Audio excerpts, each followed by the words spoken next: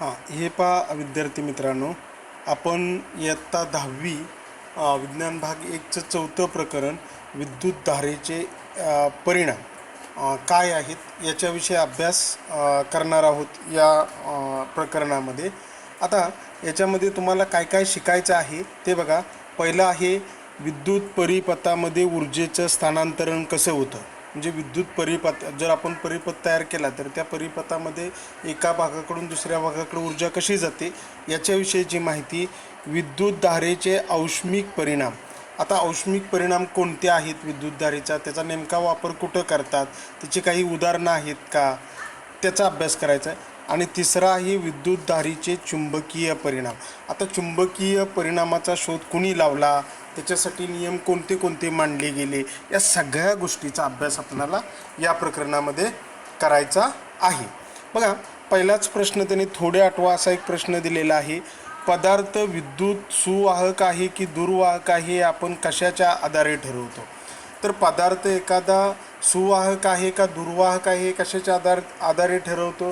तर आपल्या भाषेमध्ये सांगायचं झालं तर ज्याच्यातून वीज वाहते ते सुवाहक आणि ज्याच्यातून वीज वाहत नाही ते दुर्वाहक. पण आपण 9वीमध्ये असताना एक व्याख्या शिकलो होतो. काय शिकलो होतो?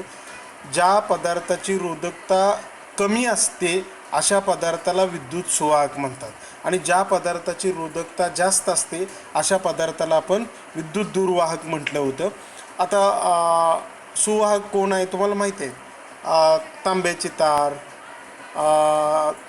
ॲल्युमिनियमचे तार, हे काय आहे तुमचे विद्युत सुवाहक. आता दुर्वाहक कोण आहे? लाकूड, रबर, काच, ह्या वस्तू सगळ्या दुर्वाहक आहेत.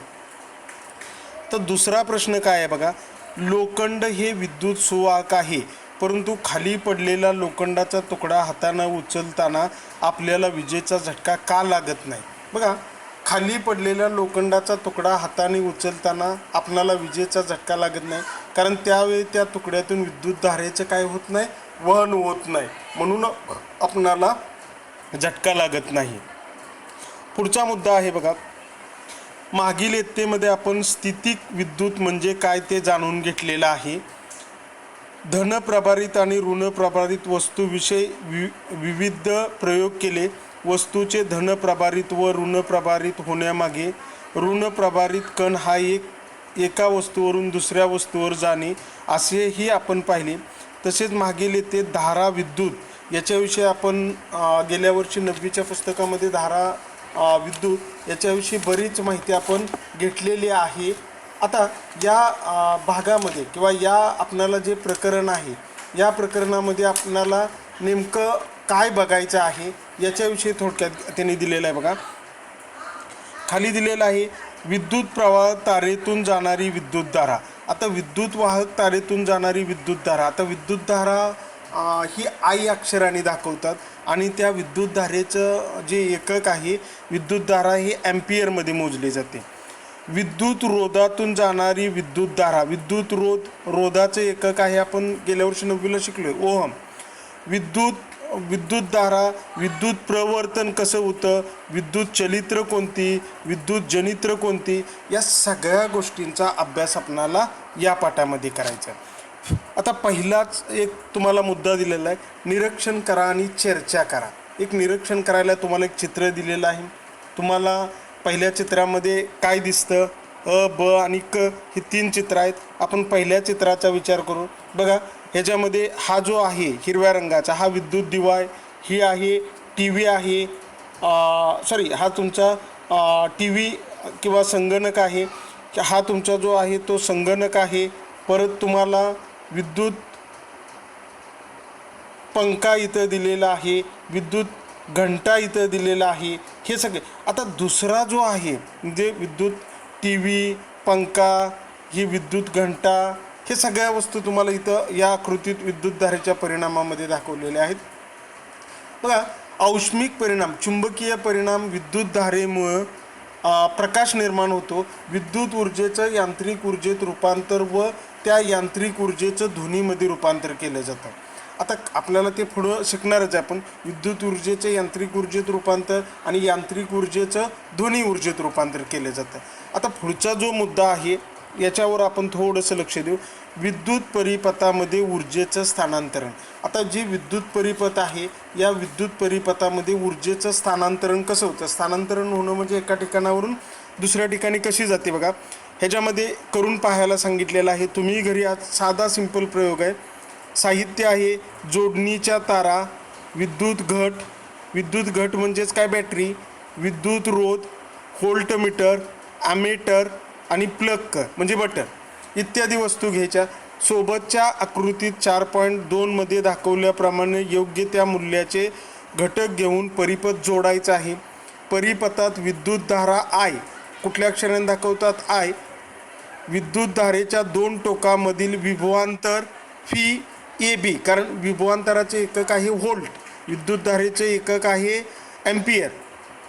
ए येथील विभव बी येथील विभवापेक्षा जास्त आहे, कारण ए हा बिंदू विद्युत घटाच्या धन टोकाला जोडलेला असतो आणि बी हा बिंदू विद्युत घटाच्या ऋण टोकाला जोडलेला असतो. म्हणजे ए येथील जी विभव आहे दोन पातळीतील त्यांची जी पातळी असते, पातळीतील फरकाला विभव असं म्हणतात, आपण 9वीला शिकलो होतो. तर ए या बिंदूकडचं विभव बी या बिंदूपेक्षा जास्त आहे. हां, हे पहा विद्यार्थी मित्रांनो, तुम्हाला इथं दाखवलेलं आहे. जर क्यू इतका विद्युत प्रभार कोणत्या अक्षराने दाखवतात? क्यू या अक्षराने दाखवतात. त्याचं एकक काय आहे विद्युत प्रभाराचं? कुलोम. बघा ए आणि बी पासून आता आपण वरती जसं पाहिलं, ए हा कुठं जोडलेला आहे तुमचा धन अग्राला, बी हा ए हा कुठं जोडलेला आहे धन अग्राला, आणि बी जो आहे तो कुठं जोडलेला आहे तुमचा ऋण अग्राला. बघा जर क्यू इतका विद्युत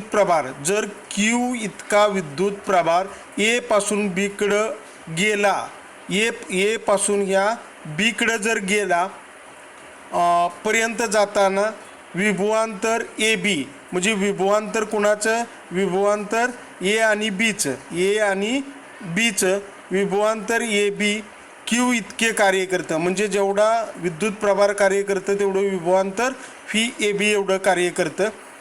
बघा पहा, इयत्ता 9वीचा पाठ क्रमांक 3 मध्ये आपण शिकलेलो आहे. हे कार्य करायला ऊर्जा कुठून आली? मग हे नेमकं बिंदू ए पासून बी पर्यंत जाण्यासाठी कार्य करण्यासाठी जी ऊर्जा आहे ती ऊर्जा नेमकी कुठून कुठं आली? बघा ऊर्जेचा स्रोत तर घट आहे. घट म्हणजे कोण आहे तुमचा? इथं दाखवलेला आहे बघा, हा विद्युत घट म्हणजे ज्याला आपण बॅटरी म्हणतो ते.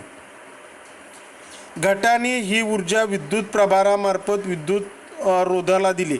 आता घटानं ही जी ऊर्जा आहे ही विद्युत वाहक तारेमार्फत कशाला दिलेली आहे? हा जो तुमचा दाखवलेला आहे या ठिकाणी, हा कोण आहे तुमचा? अशा ह्याच्यामध्ये दाखवलेला आहे तो नागमोडी रेषे, हा आहे तुमचा रोध, या रोधाला दिली. बघा जेथे कार्य विभवांतर ए बी क्यू घडते किंवा हा विद्युत प्रभार टी या वेळेत ए पासून बी कडे गेला. आता क्यू हा विद्युत प्रभार समजा ए पासून बी कडे गेला, म्हणजे या ए पासून हा कुठे गेला? बी कडे गेला. तर त्यावेळेस विभवांतर ए बी क्यू इतकी ऊर्जा विद्युत रोधाला दिली गेली. म्हणजे विभवांतरानं क्यू इतकी जी ऊर्जा आहे ती कुणाला दिली? हा जो आतमध्ये दाखवला या रोधाला दिलेली आहे. या विद्युत ऊर्जेचं काय होते? ही ऊर्जा विद्युत रोधाला मिळते व तिचे रूपांतर उष्णता ऊर्जेत होते आणि विद्युत रोधाचे तापमान जे आहे, हा जो रोध आहे आर, या रोधाचं तापमान काय होतं? वाढत जातं. बघा आता खाली एक तिने खूप छान मुद्दा दिलेला आहे. विद्युत रोधाच्या जागी परिपथामध्ये जर विद्युत चलित्र असेल तर, आता विद्युत रोधाच्या ऐवजी जर आपण समजा परिपथामध्ये जर आपण समजा विद्युत चलित्र जर जोडलं तर काय होईल? बघा घटाने दिलेली ऊर्जा विद्युत चलित्रातील तांब्याच्या तारेच्या कुंडलाला गतिज ऊर्जा बदललेली दिसून येईल. म्हणजे जर घटाने दिलेली ऊर्जा विद्युत चलित्रातील तांब्याच्या तारेच्या कुंडलाला जे आहे ते ऊर्जेला बदललेली दिसून येईल. याचं उत्तर. आता जरा डोकं चालवा, याच्यामध्ये खाली आपल्याला काही एक सूत्र शिकायचं आहे. आता सूत्र काय आहे अगोदर हे विचार करा. विद्युत शक्ती काढायचं सूत्र आहे ऊर्जा भागिले लागलेला वेळ. आता पी बरोबर ऊर्जा कोणत्या अक्षराने दाखवतात? डब्ल्यू, आणि लागलेला वेळ कोणत्या अक्षराने दाखवतात? टी. म्हणजे खरं सूत्र कोणतं आहे? पी बरोबर डब्ल्यू छेद टी. पण आता इथं कार्य जे आहे ते आपण आता वरती सांगितलं, ए पासून बी पर्यंत जे कार्य करावं लागतं ते कशात मोजलेलं आहे, विभवांतर ए बी आणि क्यू. म्हणजे कार्य करण्यासाठी आपण काय वापरलं होतं, ए बिंदूपासून बी बिंदूपर्यंत जो विद्युत प्रभार जाण्यासाठी किती कार्य केलं त्याला काय म्हणलं होतं, विभवांतर ए बी.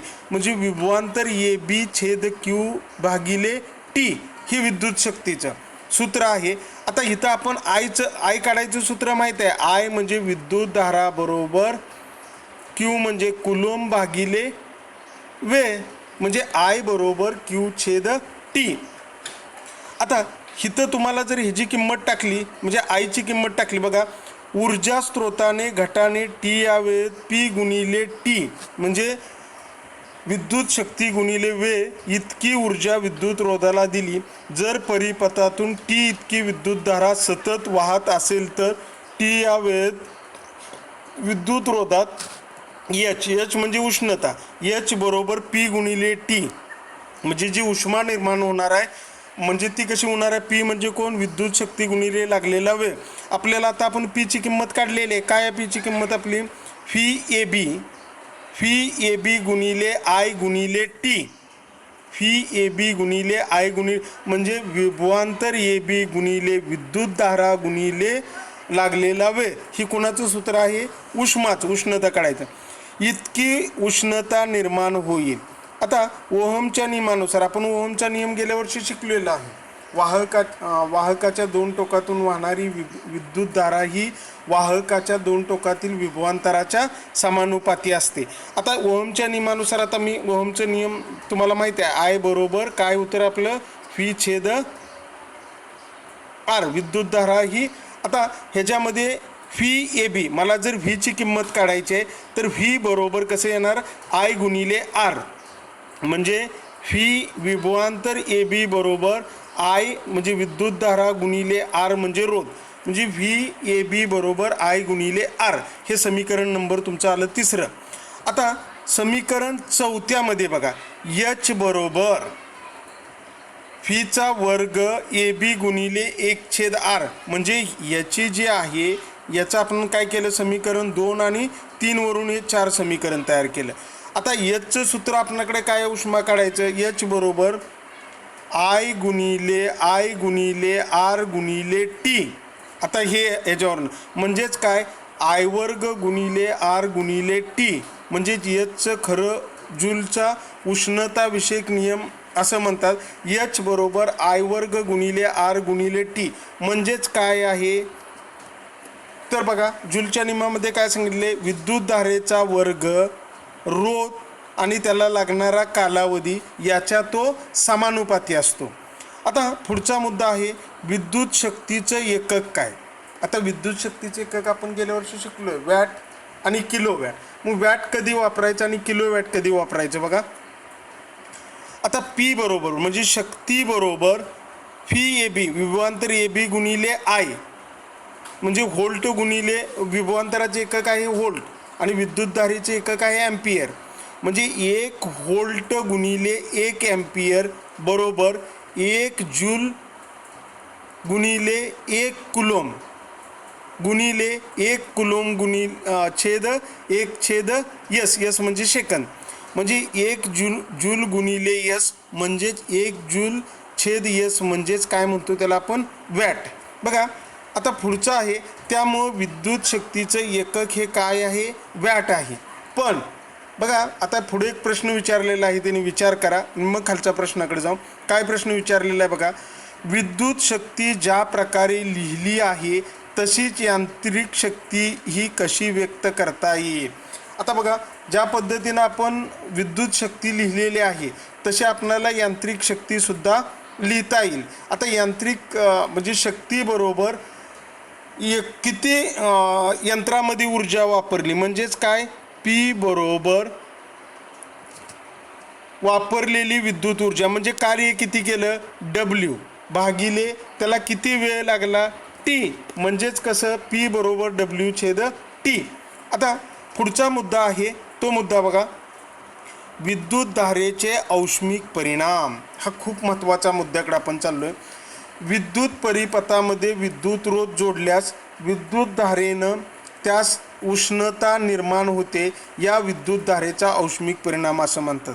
आता विद्युत परिपथामध्ये जर आपण विद्युत रोध जोडला आणि त्या विद्युत धारेनं जर त्याच्यातून विद्युतधारा सोडली आणि जर त्याच्यामध्ये उष्णता निर्माण झाली तर याला आपल्याला म्हणायचं आहे विद्युतधारेचा औष्णिक परिणाम. हां, हे पहा विद्यार्थी मित्रांनो, बघा, पाणी गरम करण्यासाठी बॉयलरचा वापर करतो आपण, किंवा विजेवर चालणारी शेगडी किंवा विजेचा बल्ब, अशा अनेक उपकरणे विद्युतधारेचा औष्णिक परिणामाचा उपयोग करतात. हे जे आता मी उपकरणं सांगितली तुम्हाला, पाणी गरम करण्यासाठीचा बॉयलर, परत तुमची शेगडी, पण ती विजेवर चालणारी पाहिजे, विजेचा बल्ब, असे अनेक उपकरणे विद्युतधारेच्या औष्णिक परिमाणाचा उपयोग करतात. म्हणजे हे जे उपकरण आहे त्याच्यामध्ये विद्युतधारेच्या औष्णिक परिणामाचा उपयोग करतात. ज्या वाहक पदार्थाची रोधकता जास्त आहे, हा खूप महत्त्वाचा मुद्दा आहे. आपण मगाशी शिकलो होतो, ज्या वाहक पदार्थाची रोधकता खूप कमी असते त्याला सुवाहक म्हणायचं, आणि ज्याची रोधकता जास्त असते त्याला दुर्वाहक म्हणायचं. पण इथं काय बघा, ज्या वाहक पदार्थाची रोधकता जास्त आहे अशा वाहक पदार्थाचा उपयोग इथे केला जातो. म्हणजे ज्या वाहक पदार्थाची रोधकता जास्त आहे त्याच वाहक पदार्थाचा याच्यामध्ये उपयोग केला जातो. बघा, उदाहरणार्थ नायक्रोम, हा खूप महत्त्वाचा भावानो प्रश्न. नायक्रोम या मिश्र धातूचा कुंतलाचा उपयोग विजेच्या शेगडीत केला जातो. आता ही जी विजेची शेगडी आहे, हे जे आहे, हे जे इथं तुम्हाला दाखवलेलं आहे बघा इथं आकृतीमध्ये, हे जे आहे हे कुंतल आहे. पण हे कुंतल कशाचं बनवलेलं आहे? नायक्रोम याच्या मिश्र धातूचा उपयोग करून हे कुंतल म्हणजे काय, वेटसारखं असणारं, बघा, उपयोग करून विजेच्या शेगडीत विद्युत रोध म्हणून वापरतात. मग ह्या नायक्रोमचा उपयोग कशासाठी करायचा या शेगडीमध्ये इथं तुम्हाला दिसेल. या शेगडीमध्ये याचा उपयोग विद्युत रोध म्हणून करतात. मगाशी आपण शिकलो, जर विद्युत रोधातून विद्युतधारा जाऊ दिली आणि उष्णता निर्माण झाली तर त्याला औष्णिक परिणाम म्हणायचं. बघा, हा म्हणून करतात. आता पुढचा मुद्दा आहे, हा विजेचा तुम्हाला दिवा दिसतोय. आता हा जो विजेचा दिवा आहे, हे 2 नंबरची आकृती पहा, कुंतलाचा उपयोग कुठे केलेला आहे, हा जो आहे तो विजेचा दिवा आहे. आता ही जी कॉईल आहे, ही जी कॉईल आहे, ह्या कॉईलला ज्या वेळेला, ही रोध म्हणून कॉईल याच्यामध्ये वापरली जाते, ज्या वेळेला ह्याच्यातून आपण हे बटन चालू करतो म्हणजे विद्युतधारा पाठवतो, ही जी नायक्रोमची तार आहे ही विद्युत रोध झाली आणि त्याच्यात गेल्यामुळे इथं काय होती, ही गरम होती आणि उष्णता निर्माण होती. बघा, आता आपण दुसरा जो मुद्दा शिकतोय तो म्हणजे विद्युत बल्ब. आता ह्या विद्युत बल्बचं जर आपण निरीक्षण केलं तर ही जी तुम्हाला आतमध्ये काय अशी, आता मी इथं लाल दाखवलेले, ही जी तार आहे टंगस्टन तारेचा उपयोग केला जातो. का?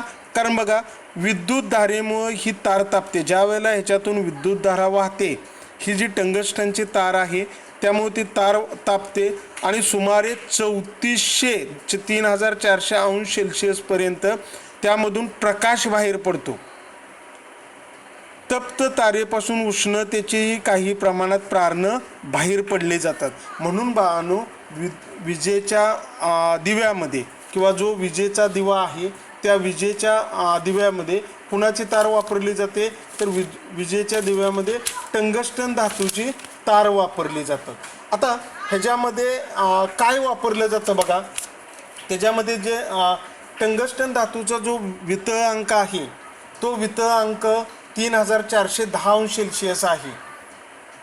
म्हणून विजेच्या बल्बमध्ये कुंतल बनवण्यासाठी टंगस्टन धातूचा वापर करतात.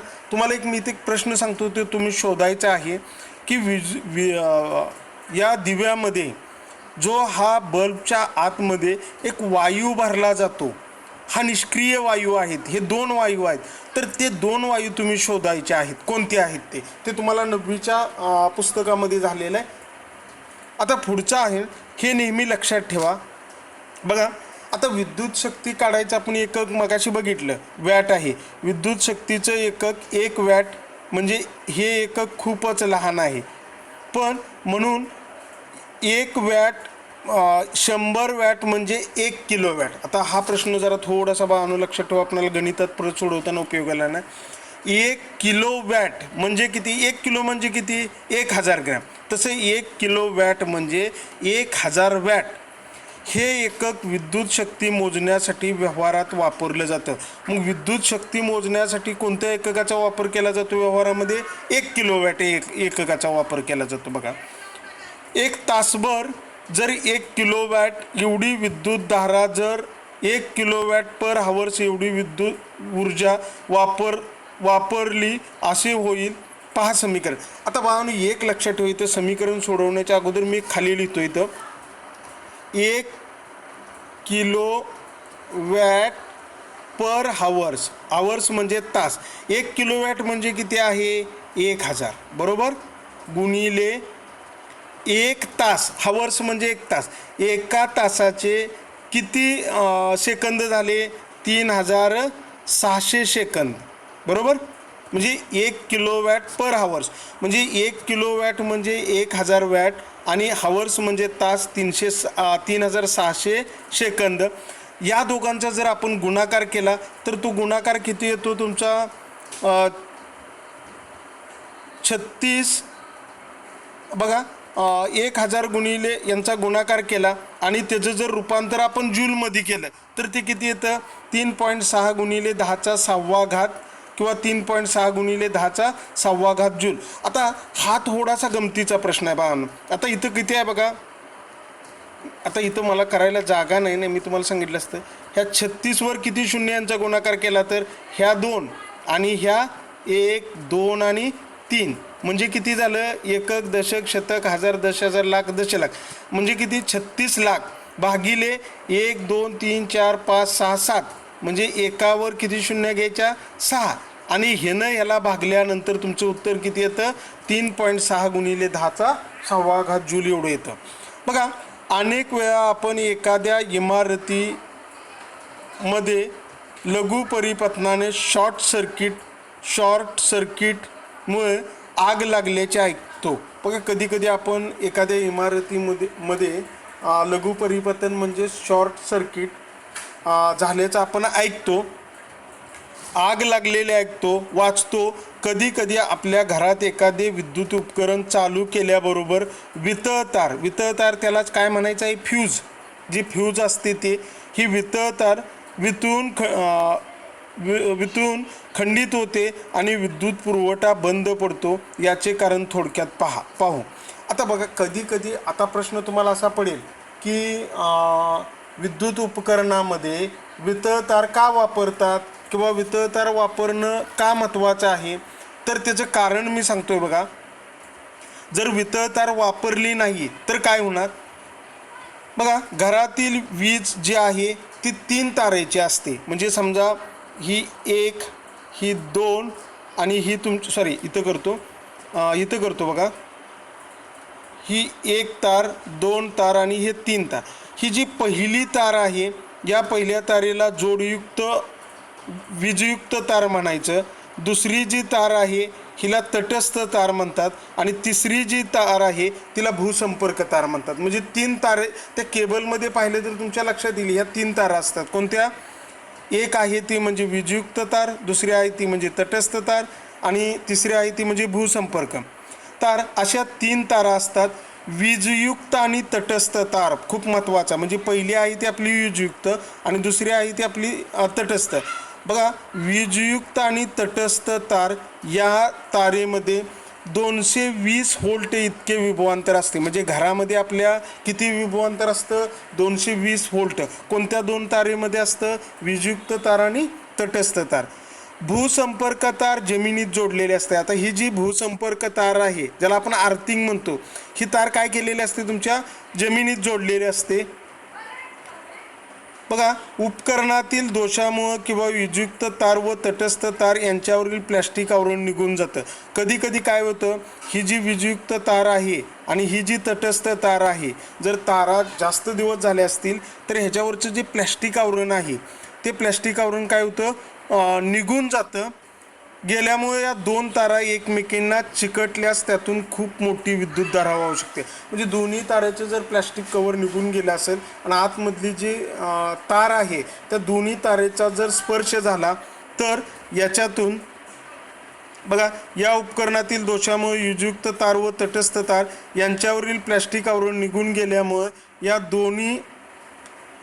दोन्ही तारा एकमेकींना चिकटल्यास त्यातून खूप मोठ्या प्रमाणात विद्युतधारा उष्णता निर्माण होऊन त्या आजूबाजूला ज्वालाग्रही पदार्थ म्हणजे लाकूड, कापड, प्लॅस्टिक याच्यावर जर त्यांच्या ठिणग्या पडल्या तर तिथं आगीचा भडका उठू शकतो. यासाठी खबरदारी म्हणून वितळ तारेचा उपयोग केलेला असतो. मग तुम्हाला परीक्षेला प्रश्न इथं विचारतील, काय विचारतील? विद्युत परिपथामध्ये वितळ तार का वापरतात? तर बघा, विद्युत उपकरणामधून जर प्रमाण 9वीच्या पुस्तकात तुमच्या त्याच्यात उत्तर तुम्ही पाहिलेलं आहे. बघा, मी पुन्हा सांगतो ते 9वीच्यातलं. विद्युत उपकरणातून प्रमाणाबाहेर जर विद्युतधारा जाऊन उपकरणाचे व परिपथाचे नुकसान होऊ नये यासाठी परिपथामध्ये वितळ तार आहे ती आपण 9वीत शिकलो होतो. आठवते तुम्हाला? एकसर जोडणी आणि समांतर जोडणी. मग वितळ तार कोणत्या जोडणीने जोडलेली असते? एकसर जोडणीनं. आता परिपथातील विद्युतधारा वितळ तारेतून गेली असता तारेचं तापमान वाढतं. त्यावेळेला काय होतं? तारेचं तापमान वाढतं आणि परिपथातून ठराविक मर्यादेपेक्षा जास्त विद्युतधारा जर जाऊ लागली तर तारेचं तापमान वाढल्याने ती वितळ तार जी आहे ती वितळून खंडित होते, म्हणजे तिथंच तुटते. म्हणजे विद्युतधारा पुढं जाणार नाही आणि न गेल्यामुळं आपल्या घरातली जी इतर विद्युत उपकरणं आहेत ते आपली व्यवस्थित राहू शकतात.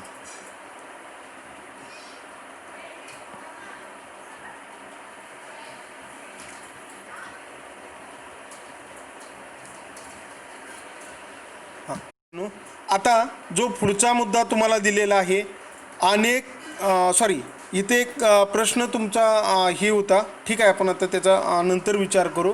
इथं माझ्याकडून राहून गेला हा प्रश्न. बघा, अनेक वेळा विशेषतः उन्हाळ्याचे दिवसात सायंकाळी घरोघरी दिवे, पंखे, वातानुकूलन यंत्र म्हणजे ज्याला आपण AC वगैरे म्हणतो, पंखे चालू असतात. कधी? उन्हाळ्यामध्ये. दुकानामधील वीज वापर या सर्वामुळे मोठ्या प्रमाणात विद्युत शक्ती वापरली जाते. कधी वापरली जाते? उन्हाळ्यामध्ये. अति प्रमाणात विद्युतधारा विद्युत पुरवठा करणाऱ्या ट्रान्सफॉर्मरकडून ओढली जाते. जे ट्रान्सफॉर्मर आहेत त्या ट्रान्सफॉर्मरकडून त्या शहरामध्ये ती जी विद्युतधारा आहे त्या ट्रान्सफॉर्मरकडून जास्त प्रमाणात खेचली जाते.